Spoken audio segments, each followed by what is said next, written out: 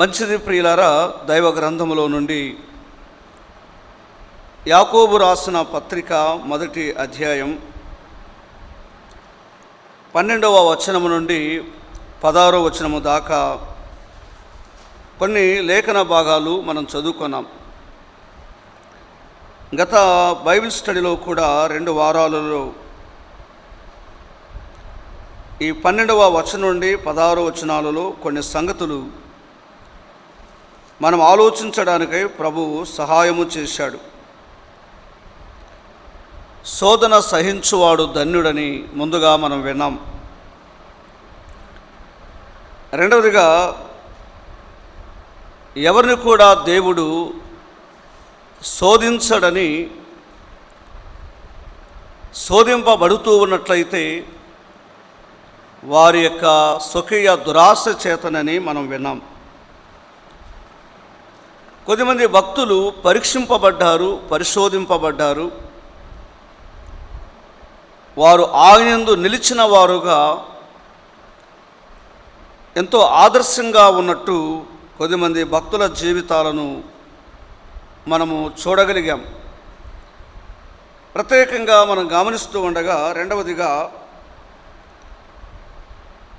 ప్రభువు తన్ను ప్రేమించు వారికి వాగ్దానము చేసిన జీవ కిరీటము పొందును. ఎవరైతే శోధనకు నిలిచిన వారై ఆయన కోసము నిలబడ్డారో, వారి శ్రమలలో వారి పనికి జీవ కిరీటం ఉన్నట్టు చూస్తున్నాం. దైవ గ్రంథములో కిరీటాలు ఉన్నాయి. వారి పనిని బట్టి, వారి జీవితాన్ని బట్టి దేవుడు ప్రత్యేకంగా కిరీటాలు వారి పనికై అనుగ్రహిస్తూ ఉన్నట్టు చూస్తున్నాం. ఈ లేఖన భాగములో 12వ వచనములో వాగ్దానము చేసిన జీవ కిరీటము పొందును అనే మాట చూస్తున్నాం. ఎవరికి ఈ జీవ కిరీటం అని మనం గమనించాలి. ఎవరైతే శోధనలో నిలిచారో వారు జీవ కిరీటమును పొందుతారు. ప్రియులారా, మనం పోయినసారి కిరీటం అనగా ఒక రీతిగా మన ప్రభువే.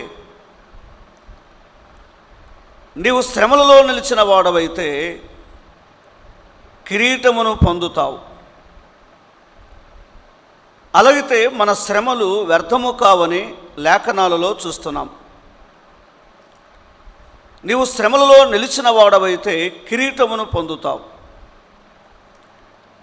మన శ్రమలు వ్యర్థం కాలేదని, మన ప్రయాస వ్యర్థము కాలేదని,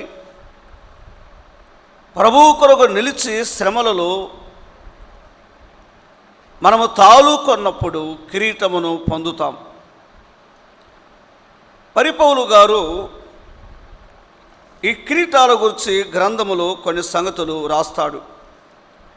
ఒక మాట చదువుకుందాం. కొరింథీయులకు రాసిన మొదటి పత్రిక 9వ అధ్యాయం 25వ వచనాన్ని చూడండి. 9వ అధ్యాయం 25వ వచనం. మరియు పందెమందు పోరాడు ప్రతివాడు అన్ని విషయములందు మితముగా ఉండును. వారు క్షయమగు కిరీటమును పొందుటకును,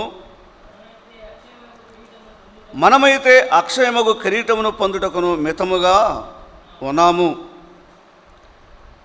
చదవబడిన లేఖనాలలో గమనిస్తూ ఉండగా, దేవుని కొరకు ఎవరైతే పరిగెత్తుతున్నారో, ప్రయాసపడుతున్నారో, శ్రమగుండా వెళుతూ ఉన్నారో, వారు అక్షయ కిరీటం పొందుటకై నియమింపబడ్డారు. ఇక్కడ పరిపౌలు గారు సువార్తలో ఆయన పరిగెత్తుతూ ఉన్నాడు. సువార్తలో పరిగెత్తుతూ ఉండగా శ్రమలు ఉన్నాయి. సువార్తలో పరిగెత్తుతూ ఉండగా అవమానములు ఉన్నాయి.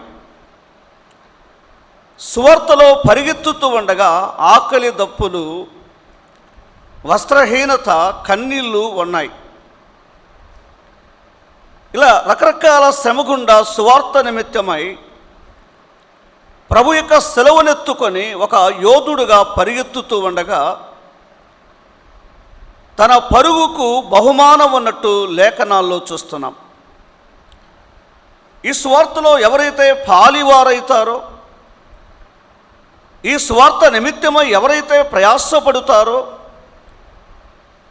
వారి సువార్త నిమిత్తమై ప్రయాసపడుతుండగా కిరీటం ఉన్నది.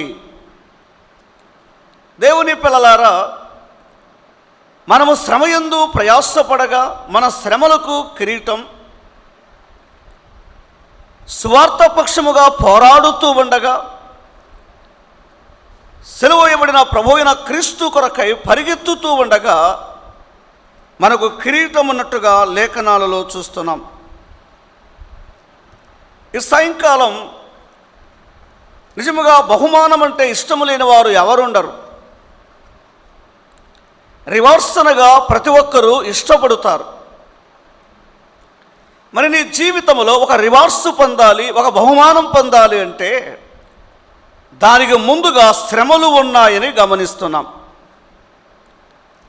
వెంటనే సన్మానము కాదు, వెంటనే కిరీటము కాదు, కానీ మన ప్రభువును కలుసుకున్నప్పుడు ఆయన వాగ్దానము చేసిన మన పనికి తగినట్టుగా ఆయన కిరీటము ఇవ్వబోతున్నాడు.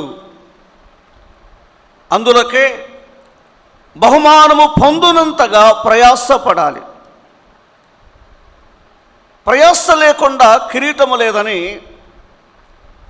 ఈ సాయంకాలం ప్రభు పిల్లలు గమనించాలి. అసలు కిరీటమును గురించి పౌలు గారు ఒక మాట రాస్తూ ఉన్నారు, చూడండి. మనకు తెలిసిన మాటనే ఫిలిప్పీలకు రాసిన పత్రిక 4వ అధ్యాయం చాలాసార్లు చదువుతూ ఉంటాం. ఆ మొదటి వచనాన్ని చూడండి. మొదటి వచనం, కావున నేను అపేక్షించు నా ప్రియ సహోదరులారా, నా ఆనందమును నా కిరీటమునై ఉన్న నా ప్రియులారా. కాబట్టి కిరీటం, ఆనందం సువార్త ద్వారా కనిన పెలలే.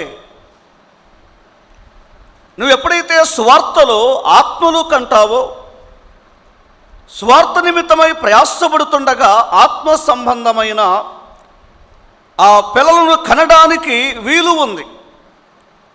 ఆయన ఫిలిప్పీ పట్టణానికి వెళ్ళాడు, ఆయన శ్రమపడ్డాడు, ఆయన అవమానపరచబడ్డాడు, ఆయన ఈడవబడ్డాడు, కొట్టబడ్డాడు. ఆ పనికి అక్కడ సంఘము ఏర్పడి ఉన్నది. నా శ్రమలలో ఆనందం, నా కిరీటము మీరే. పనివారికి ఆనందము కలిగించేది, మన శ్రమలలో తృప్తిని కలిగించేది కిరీటము ప్రియులారా.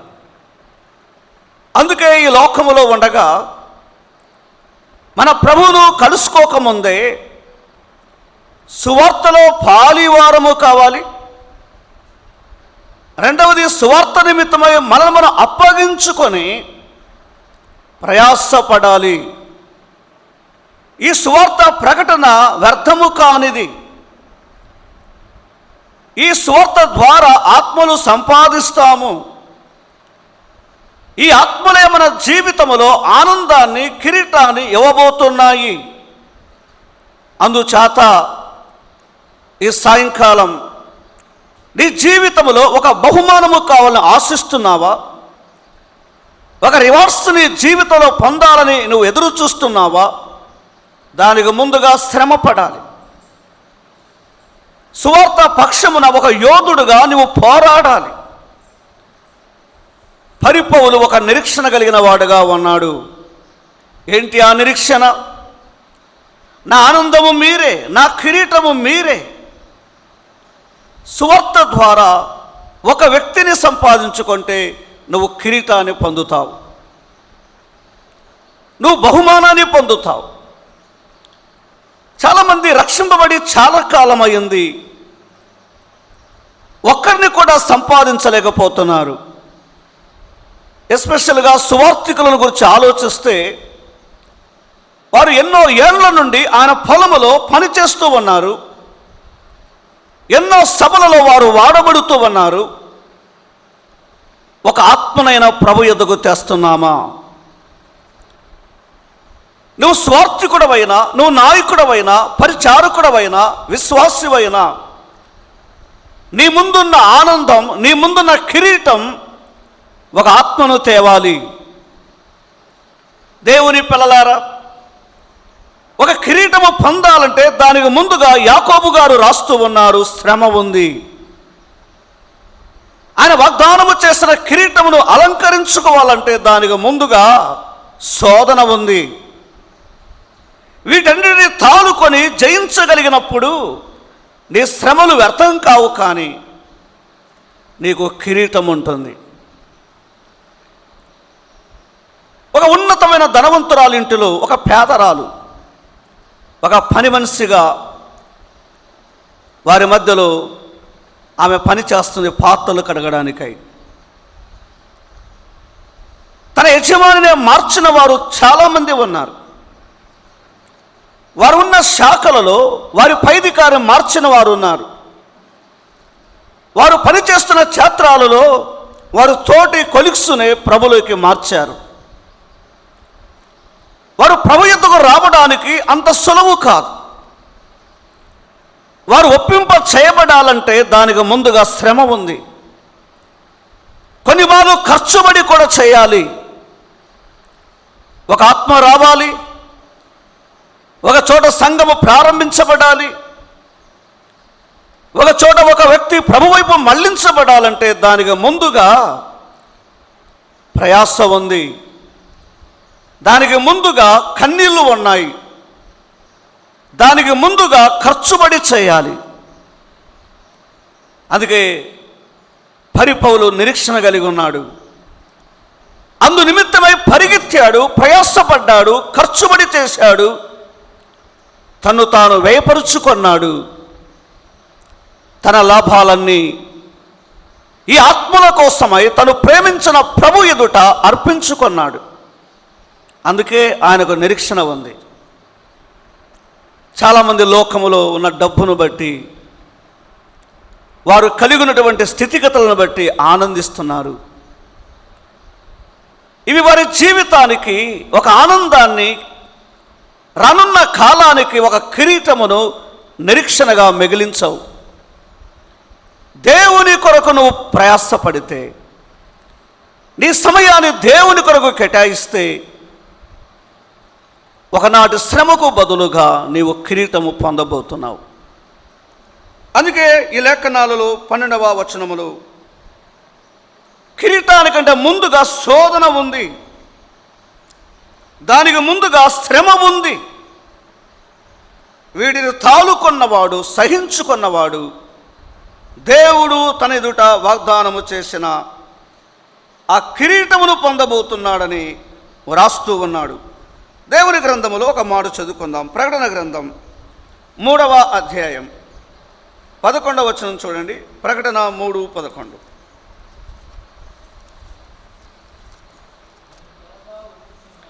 నేను త్వరగా వచ్చుచున్నాను, ఎవడును నీ కిరీటము అపహరింపకుండానట్లు. అలాగే 4వ అధ్యాయం 10వ వచనం కూడా. ఒకటి, కలిగిన దాన్ని గట్టిగా పట్టుకోవాలి. 2, వారి కిరీటములు తమను ప్రేమించిన ప్రభు ఎదుట ఆయనను యోగ్యుడిగా ఆయనను ఆరాధిస్తున్నారు. ప్రియులారా, ఆలోచన చేయాలి. ఆయన ఎంత ఉన్నతమైన వాడు, మనం పూజిస్తూ ఉన్నవాడు, మనం ప్రకటిస్తూ ఉన్నవాడు, ఎదురు చూస్తూ ఉన్నవాడు ఎంత ఉన్నతమైన వాడు. మనం ఏవైతే విలువైన మన జీవితాలలో కలిగి ఉన్నామో ఆ విలువైన వాటిని ప్రభు కొరకై మనము సమర్పించుకోవాలి. ఆయన కంటే ఇక లోకములో శ్రేష్టమైనవి, విలువైనవి, రమ్యమైనవి ఇక ఏవీ లేవు. మన ఆరాధికుడు ఆయన ఉన్నతమైన వాడు. మనం ప్రేమించిన వాడు, ప్రత్యేకించిన వాడు, మనకు రూపిచ్చిన వాడు, రక్షణ ఇచ్చిన వాడు, ఆయన విలువైన వాడు, అమూల్యమైన వాడు. అంచేత మన జీవిత కాలమంతటిలో కూడా ఆయనకే ప్రథమ చోటు ఇవ్వాలి. కొద్దిమంది భక్తుల జీవితాలలో ప్రతి విషయమునందును ఆయనకే స్థానం ఇచ్చారు. వారు కలిగి ఉన్న తాత్కాలిక వాటికి ప్రాధాన్యత ఇవ్వలేదు, కానీ ఉండబోవు దాని కొరకై ఆయన చేత వారు ఏదైతే పొందబోతున్నారో, ఏదైతే అనుభవించబోతున్నారో దాని కొరకై నిరీక్షణ కలిగి తమ ప్రభును గొప్పగా చేశారు, ఆయన కీర్తించారు. మన జీవితంలో ఈ లోకములు ఎన్ని విలువైనవి ఉన్నా ఆయన ప్రేమకు, నా పట్ల నీ పట్ల ఆయన చూపిన ఆ సమర్పణకు అవి సాటి కావు. ఆయన తగిన వాడుగా, ఆయన యోగ్యుడుగా ఆయనను వారు కీర్తిస్తూ ఉన్నారు. ఈ సాయంకాలం దేవుని పిల్లలారా, ఇలాంటి శ్రమల పరిస్థితుల గుండా వెళుతున్నప్పుడు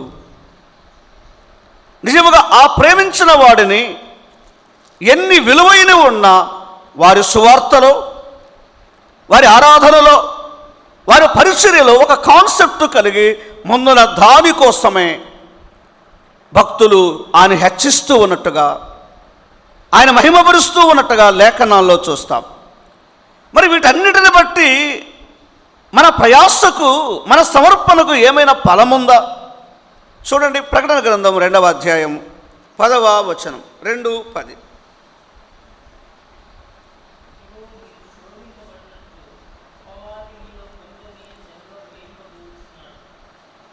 కాబట్టి భవిష్యత్తులో కూడా శ్రమ గుండా వెళ్ళేవారు ఉన్నారు. సంఘము ఎత్తబడిన కాలములో కూడా శ్రమ గుండా వెళ్ళేవారు ఉన్నారు. శ్రమను బట్టి కిరీటం ఉన్నది. మన శ్రమలో బహుమానం ఉన్నది, మన శ్రమలలో కిరీటం ఉన్నది. ఈ విషయాన్ని మనము గమనించాలి. మరి ఎవరికి ఈ కిరీటం ఇస్తాడు, ఎవరికి ఈ బహుమానం ఇస్తాడు అని గమనిస్తే, శ్రమలలో ఎవరైతే తాలుకుంటున్నారో, శ్రమలలో ఎవరైతే ప్రభు కొరకై నిలుస్తూ ఉన్నారో, ప్రభు తన్ను ప్రేమించు వారికి ఆయన వాగ్దానము చేసిన జీవ కిరీటము ఇవ్వబోతున్నాడు. పనిని బట్టి కిరీటం ఉన్నది, నీ శ్రమలలో నమ్మకత్వాన్ని బట్టి కిరీటం ఉన్నది.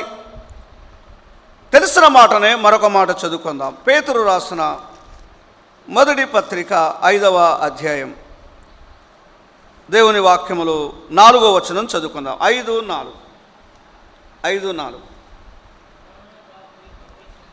ప్రధాన కాపరి ప్రత్యక్షమైనప్పుడు, ఇది ప్రత్యేకముగా నాయకులకు చెబుతున్నాడు, పెద్దలకు. ఎవరైతే సంఘమును మాదిరిగా నడిపిస్తారో, సంఘము కొరకై ప్రయాసపడతారో, అపేక్ష లేకుండా, డబ్బు ఆశించకుండా, వారి కృపావరమును ఖర్చు చేసి మందకు మాదిరిగా ఉంటారు, వాడబారని మహిమా కిరీటం. మనము సువార్తలో ప్రయాసపడితే ఆత్మల సంపాదనకు కిరీటం ఉంది, శ్రమలలో నమ్మకంగా ఉంటే కిరీటం ఉంది. ప్రియులారా, ఒక మాదిరి కలిగిన జీవితానికి పెద్దలకు కిరీటం ఉంది. పెద్దలు మాదిరి కలిగి ఉండాలి. సేవకులు మాత్రమే కాదు, విశ్వాసికి మాదిరి అవసరం, సేవకులకు మాదిరి అవసరం, పెద్దలు కూడా మాదిరి కలిగి ఉండాలి. మాదిరి కలిగిన సంఘం ఉన్నది, మాదిరి కలిగిన ప్రభువు ఉన్నాడు గ్రంథములో. మాదిరి కలిగిన నాయకులు కూడా అవసరం. ప్రేమించుటలో, క్షమించుటలో, నడిపించుటలో, ధ్యానత్వములో నాయకుడు మాదిరి కలిగి ఉండాలి. ఒక బలిమి చేత కాదు, అంటే ఒత్తిడి చేత కానీ, బలవంతము చేత కానీ నాయకత్వము చేయకూడదు. దేవుడు ఏదైతే నీకు అప్పగించాడో దానిని మాదిరిగా చేయాలి. కాబట్టి పెద్దలకు వాడబారని మహిమ కిరీటం ఉన్నట్టు దేవుడే వాగ్దానము చేసినట్టుగా లేఖనాలలో చూస్తున్నాం. మన పనికి జీతం ఉన్నది, మన పనికి కిరీటం ఉన్నది, మన పనికి బహుమానం ఉంది. దానికి ముందుగా శ్రమలు ఉన్నాయి, దానికి ముందుగా అవమానములు ఉన్నాయి, దానికి ముందుగా కష్టం ఉంది, దానికి ముందుగా ఖర్చుబడి చేయాలి. వీటన్నిటికీ దేవుడు ఫలం ఇవ్వబోతున్నాడు. పౌలు ఎంత నిరీక్షణ కలిగి ఉన్నాడు. నా సహోదరులారా, నా ఆనందము మీరే. ఆయన ఇంతగా శ్రమపడినా నిరాశపడలేదు, కలత చెందలేదు. తను దేనికైతే గురి కలిగి పరిగెత్తుతున్నాడో, ప్రయాసపడుతున్నాడో ఆ పని ఎడల తన శ్రమలను బట్టి నిరాశపడినవాడు కాదు. దేవుని ప్రజలారా, మన శ్రమలలో ప్రభువు కొరకై మనం ఎప్పుడు కూడా నిరాశపడకూడదు. కిరీటం అన్నది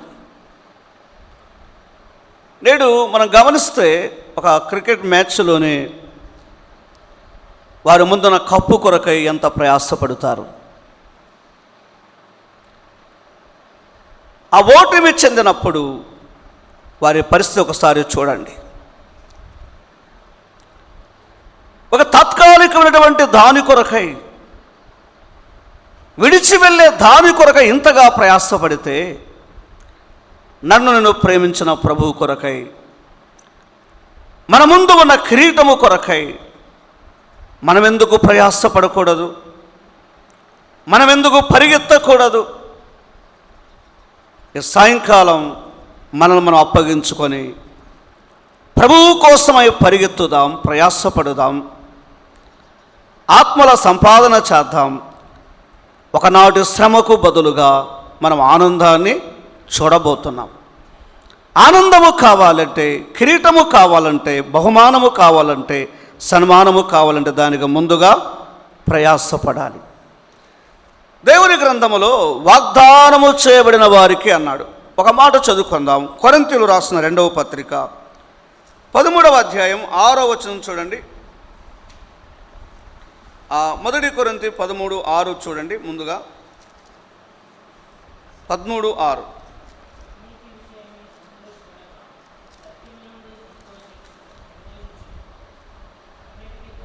దుర్నీతి విషయమై సంతోషపడక సత్యమునందు సంతోషించును. ఈ మాట గమనించాలి. అన్నిటికీ తాలుకొనును, అన్నిటిని నమ్మును, అన్నిటిని నిరీక్షించును, అన్నిటిని ఓర్చును. ఆ ముందున్న దాని కొరకై వాగ్దానము స్వతంత్రించుకునేవాడు అన్నిటికీ తాలుకొంటాడు. తన ముందు పరీక్షలు ఉన్నా, తన ముందు శ్రమలున్నా, తన ముందుగా ఏదైనా ఉండవచ్చు, కానీ తాలుకొనును. వాగ్దానము స్వతంత్రించుకోవాలంటే తాలుకొనే మనసు ఉండాలి. తాలుకొనే మనసు అంటే ఓర్పు ఉండాలి, సహించుకునే హృదయం ఉండాలి. నువ్వు తాలుకొనకపోతే, నువ్వు సహించుకొనకపోతే, నువ్వు ఓర్చుకోకపోతే వాగ్దానము సొంతము చేసుకోలేవు. అందుకే యాకోబు గారు ప్రేమించు వారికి అన్నాడు. ఈ లేఖన భాగాలలో మనం గమనిస్తుండగా ప్రభు తన్ను ప్రేమించు వారికి, ఆయన చేత ప్రేమించబడిన వారు ఆయన కొరకు శ్రమ పడుతూ ఉండగా వారికి వాగ్దానము చేశాడు. తన్ను ప్రేమించిన వారికే ఈ వాగ్దానం ఆయన అనుగ్రహిస్తాడు. అలాగైతే ఈ సాయంకాలం దేవుని పనిలో ఓర్పు ఉందా? మీరు గమనించండి. ఏదైనా సాధించాలంటే దానికి ముందుగా ఏముండాలి? ఓర్పు ఉండాలి. అనేక సార్లు మన జీవితాలలో ఓర్పు మనము చూపించలేం, చాలాసార్లు తట్టుకోలేం. బహుమానం అంటే ఇష్టం లేని వారు ఎవరైనా ఉన్నారా? ఒక వ్యక్తి అభినందించబడాలని ఇష్టపడిన వారు ఎవరైనా ఉంటారా? బహుమానము కానీ అభినందించబడాలనేది ఇష్టం లేని వారు ఇంకెవరు ఉండరండి. నేను కూడా అందులో ఒకడినే. మీరు భలే బాగు చెప్పారు బ్రదర్ వాక్యం అంటే కష్టంగా ఆనందిస్తాడు. కానీ అలా కొన్నిసార్లు ఎంకరేజ్ చేయడం మంచిదే. మీరు చక్కగా పాటలు పాడారు, వారిని ప్రోత్సహించడం, అభినందించడం మేలు పొందినప్పుడు. మరి అభినందించబడాలి అంటే దానికి ముందుగా క్రియ ఉండాలి, దానికి ముందుగా ఓర్పు ఉండాలి. ఓర్పు ఉన్నప్పుడే ఫలం చూస్తాం. ఎలా ఓర్పు ఉండాలో దేవుని వాక్యంలో ఒక మాట చూడండి. యాకోబు రాసిన పత్రిక 1వ అధ్యాయం 4వ వచనం చదవండి. 4వ వచనం.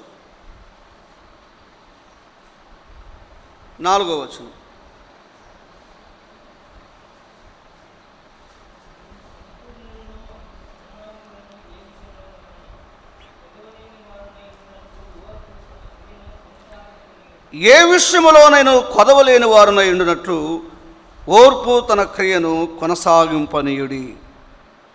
ఈ మాట ఇంతకు మునుపే మనం విన్నాం. ఏ విషయములోనైనా కొదవలేని వారునై ఉండునట్లు ఓర్పు తన క్రియను కొనసాగింపనీయుడి. అందులో మనకు చక్కగా అర్థమవుతుంది. ఏ విషయములైనా కొదవలేని వారై ఉండునట్లుగా మీ ఓర్పును కొనసాగింపనీయుడి. నిజంగా ఓర్పు ఉందా? చాలాసార్లు మనకు ఓర్పు అంటే ఉండదండి. యేసుక్రీస్తు ప్రభు చాలా ఓర్పు కలిగిన వాడు. ఆయన ముందున్న శ్రమ, అవమానాన్ని బట్టి ఆయన తాళిమి కలిగిన వాడై ఆయన ఓర్పు కలిగి ఉన్నాడు. ఒక పనివాడు, ఒక విశ్వాసి, ఒక సేవకుడు, దేవుని ప్రజలు ఓర్పు చాలా అవసరం. ఓర్పు చేతనే విజయం, ఓర్పు చేతనే ఆనందం, ఓర్పు చేతనే ఫలము. ప్రియులారా, నీవు ఓర్పు లేని వాడవైతే నీ జీవితంలో నువ్వు అనుకున్నది అందుకోలేవు. అందుకే ఈ లేఖనాలలో 13వ వచనములో చెప్పాడు, దేవుడు కీడు విషయమై శోధింపబడనేరడు, ఆయన ఎవరిని శోధింపుడు గనక ఎవడైనను శోధింపబడినప్పుడు నేను దేవుని చేత శోధింపబడుచున్నానని అనకూడదు. ఇంతకుముందే ఈ లేఖనాలు మనం చదువుకుంటూ వచ్చాం. ప్రతివాడు తన స్వకీయమైన దురాశ చేత, 15వ వచనములు, దురాశ గర్భం ధరించి పైన మారులు, ఈ విషయాలు ఆలోచిస్తూ వచ్చాం. పాపము ఎలా వస్తుందో, అపవిత్రత ఎలా వస్తుందో, విశ్వాసం ఎలా భ్రష్టుడయ్యాడో, దేవుని కుమారుడు ఎలా పాడయ్యాడో మనం ముందుగానే గమనిస్తూ వచ్చాం. అయితే ఈ లేఖనాలలో ఒక సత్యాన్ని గమనించాలి. ఈ ఓర్పుకు, సహనానికి ఎవరైతే మాదిరి ఉన్నారో వారు మనం మాదిరి తీసుకోవాలి. మీకు అర్థమవుతుందా? ఓర్పు లేని వారు మనకు మాదిరి కాదు. కుటుంబంలో కానీ, సంఘములో కానీ, సమాజంలో కానీ ఒక సహనము కలిగిన వ్యక్తి కావాలి. ఓర్పు అంటే తన ముందు శోధన ఉన్నది, అవమానం ఉన్నది, కన్నీళ్ళు ఉన్నాయి, వ్యతిరేకత ఉంది, తృణీకరిస్తున్నారు, అయినా సహించుకోవడం. తన విశ్వాస పరిమాణములో పరీక్షింపబడుతున్న సహించుకోవడం. అలాంటి వ్యక్తులను మనం మాదిరిగా తీసుకోవాలి. ఒక సహోదరుడిగా, ఒక సోదరిగా. శ్రమలలో మనకు ఎవరైతే మాదిరిగా ఉన్నారో, శ్రమలలో ఎవరైతే సహించుకోగలుగుతున్నారో అట్టి వారి మాదిరి మనకు అవసరం. మనం అనేక సార్లు యేసయ్య భక్తిని గురించి, పవిత్రతను గురించి మాట్లాడుతాం. అలాగనే సహనము కలిగిన వారు దైవ గ్రంథములో ఉన్నారా? వారు మనకు అవసరం. ఒక మాట చదువుకుందాం, తెలిసిన మాటని. యాకోబు పత్రిక 5వ అధ్యాయం చూడండి. 5వ అధ్యాయం 10వ వచనం. నా సహోదరులారా, ప్రభునామమున బోధించిన ప్రవక్తలను శ్రమానుభవమునకును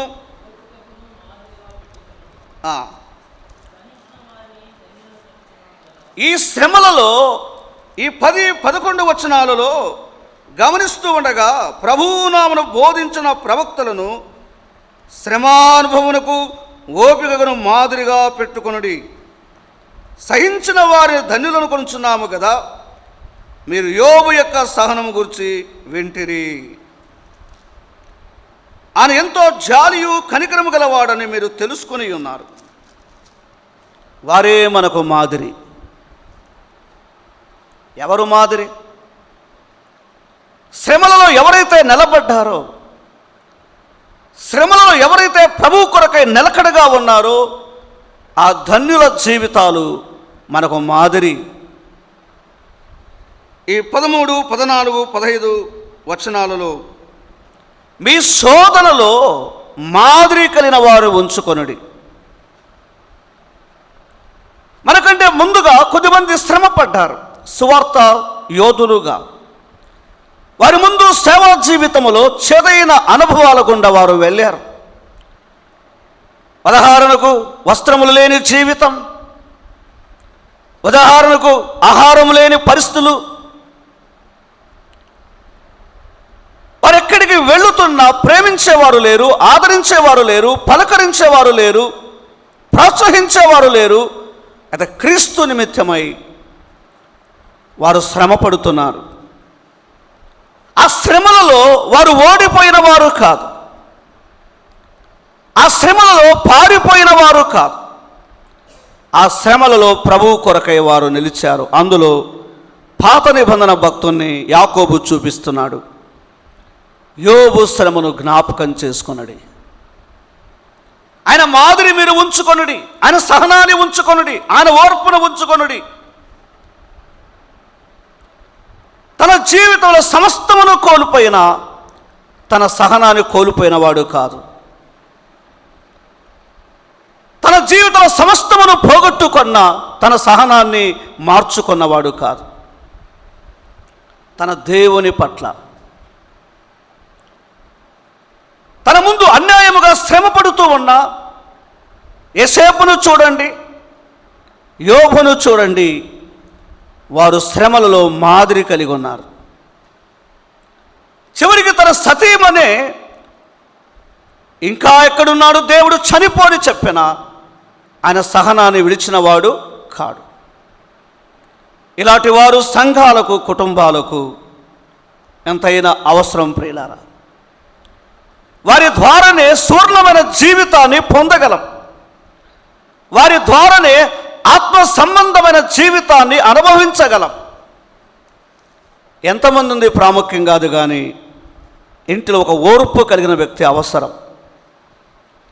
సంఘము ఎంతమందిని కలిగి ఉన్నది ప్రాముఖ్యం కాదు, కానీ సహించుకునే వ్యక్తి కావాలి, ఓర్పు కలిగిన వ్యక్తి కావాలి. శ్రమలో ప్రభువు కొరకై ఒక బలమైన యోధుడుగా నిలబడేవాడు కావాలి. అందుకే 13, 14, 15లో శ్రమలలో నిలిచిన వారే ధన్యులని అర్థమవుతుంది.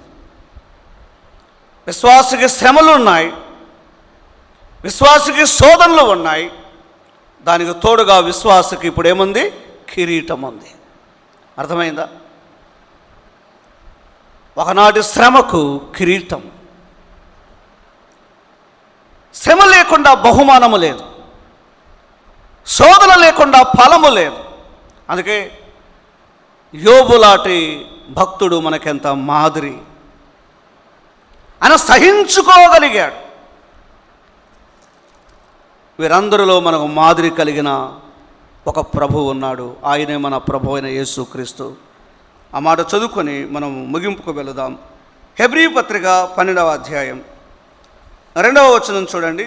హెబ్రీలకు రాసిన పత్రిక 12వ అధ్యాయం 2వ వచనం.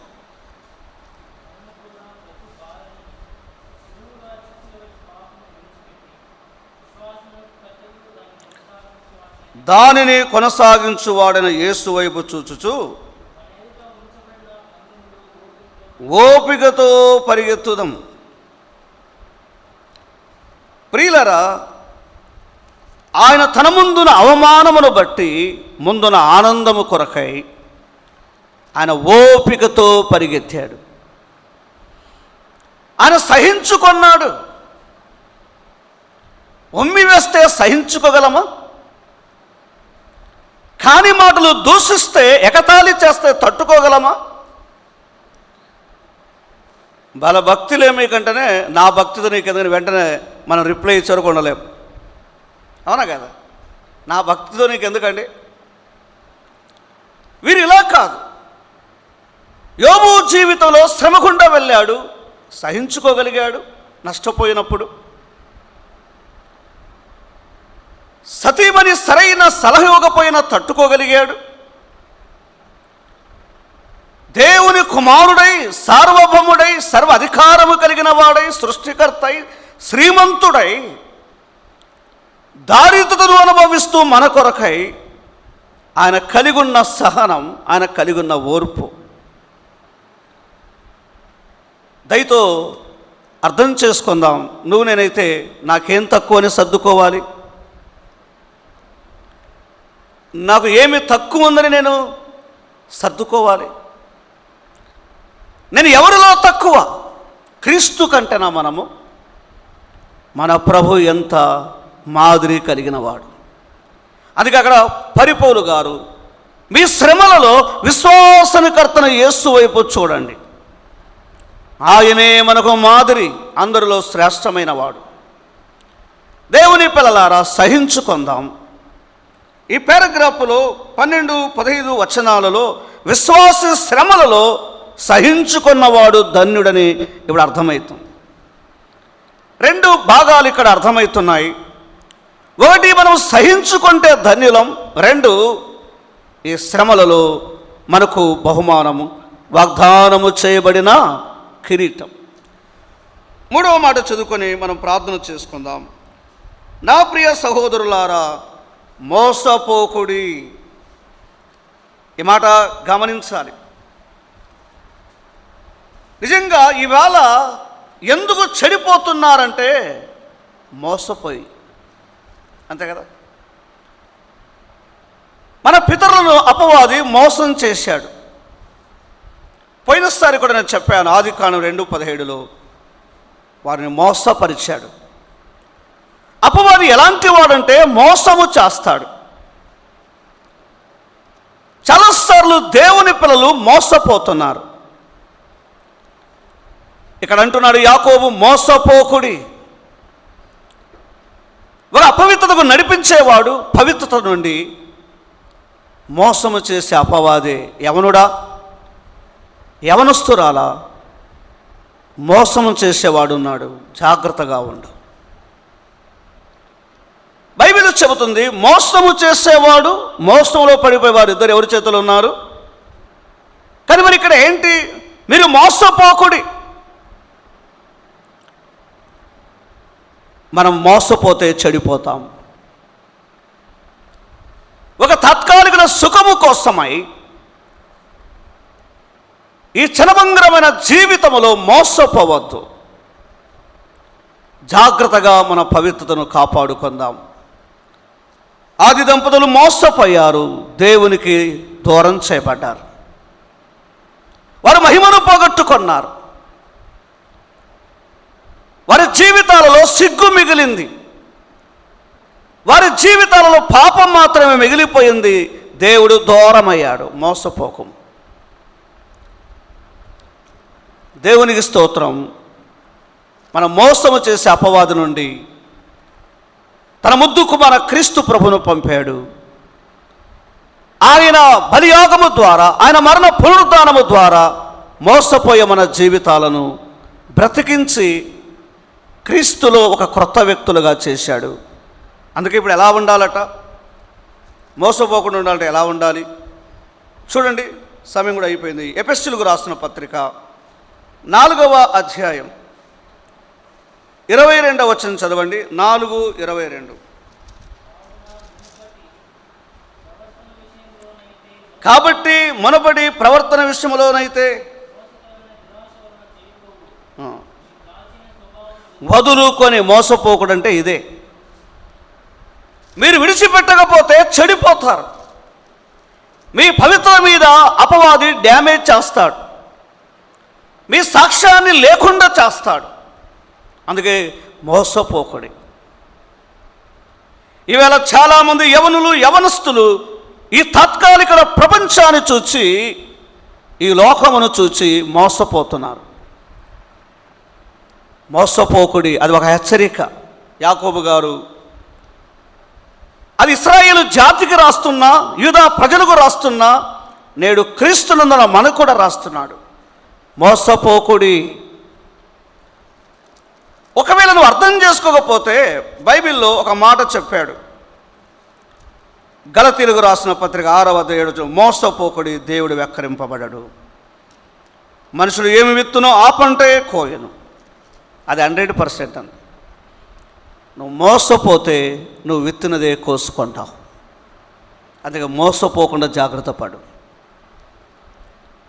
అపవాది నీ పవిత్రతను పాడు చేస్తాడు, నీ సాక్ష్యమును పాడు చేస్తాడు, నీ భక్తిని పాడు చేస్తాడు, నీ పేరు లేకుండా చేస్తాడు.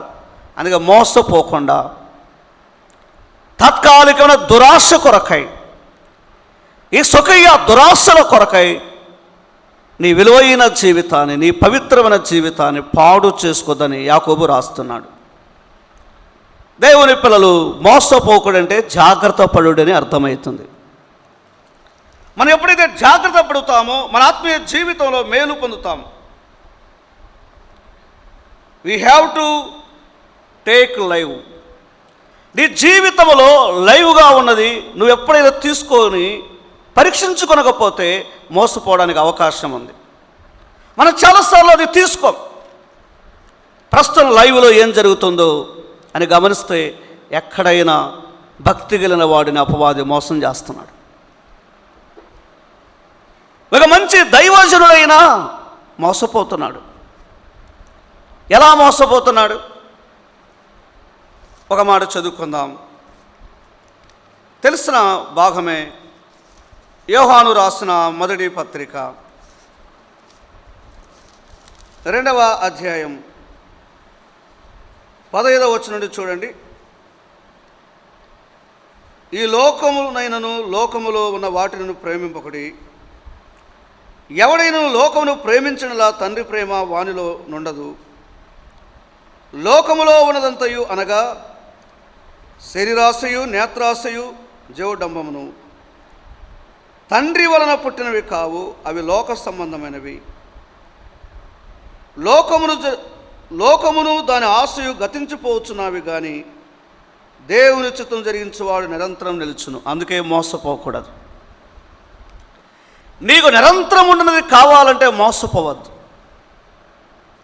చాలామంది మోసపోయారు, సూసైడ్ చేసుకున్నారు.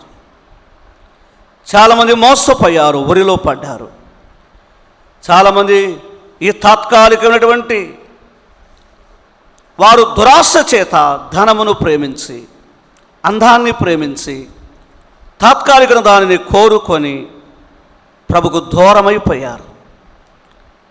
చివరికి వారు మరణానికి అప్పగించబడ్డారు, నిత్యత్వాన్ని కోల్పోయారు. యవనుడా, యవనస్తురాలా, ఒకసారి ఆలోచించి.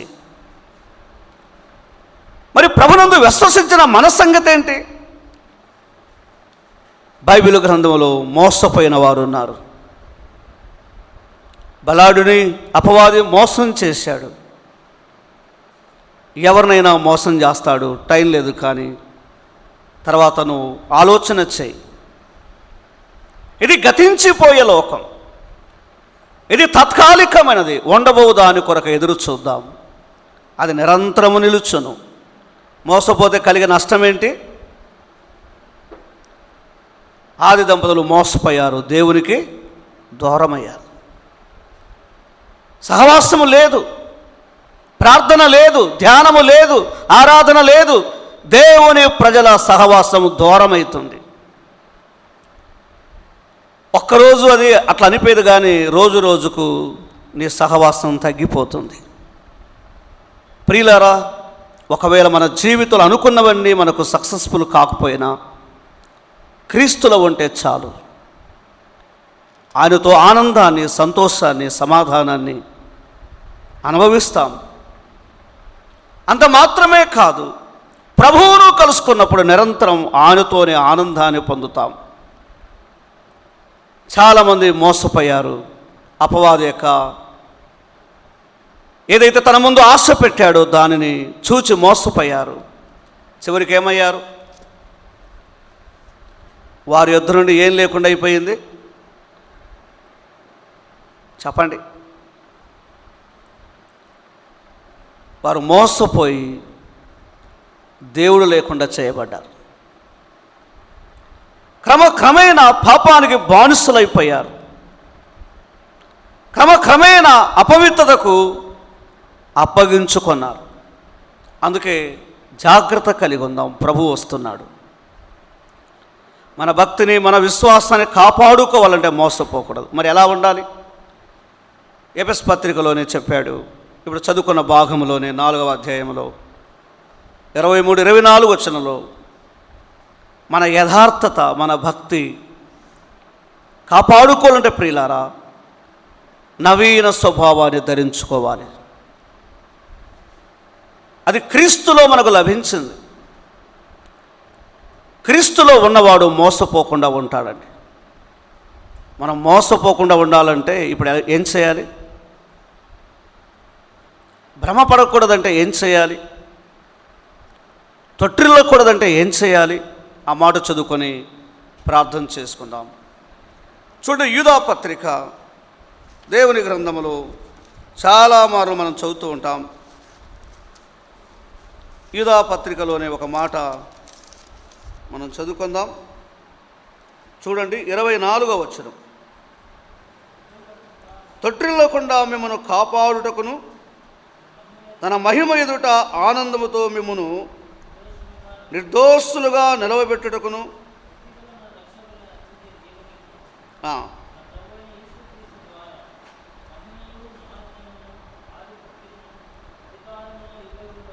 అలాగే చదవండి 20-21 వచనం. ప్రియులారా, మీరు విశ్వసించు అతి పరిశుద్ధమైన దాని మీద పరిశుద్ధాత్మలో ప్రార్థన చేయొచ్చు. ఈ అనుభవాన్ని కలిగి ఉండాలి. మోసపోకుండా ఉండాలంటే ఈ అనుభవాన్ని కలిగి ఉంటే మనం నిలబడుతాం, మనం స్థిరంగా ఉంటాం, దృఢంగా ఉంటాం, క్రీస్తు కొరకు సాగిపోగలం. ఈ అనుభవాన్ని కలిగి సాగిపోవడకై పరిశుద్ధాత్మ దేవుడు మనందరికీ తన ఆత్మ సహాయాన్ని అందించును. ఒక సెకండు ఎక్కడైనా మన జీవితంలో మోసపోయామా, డిస్టర్బ్ అయ్యామా, ప్రభు రక్తం ఎద్దుకు వస్తే, నిన్ను నీవుగా ప్రభు ఎద్దుకు వస్తే ఆ ప్రభు నిన్ను కట్టి తొట్టిల్లకుండా బలపరుస్తాడు. అలాగున సాగిపోవడకై పరిశుద్ధాత్మ దేవుడు తన ఆత్మ సహాయాన్ని మనకు అందించును. దేవుడు చిన్న సందేశం మన కొరకై దీవించును. ఎత్తబడిన వాక్యం మనలో పనిచేయటకై ప్రేరేపబడిన వారు ప్రార్థన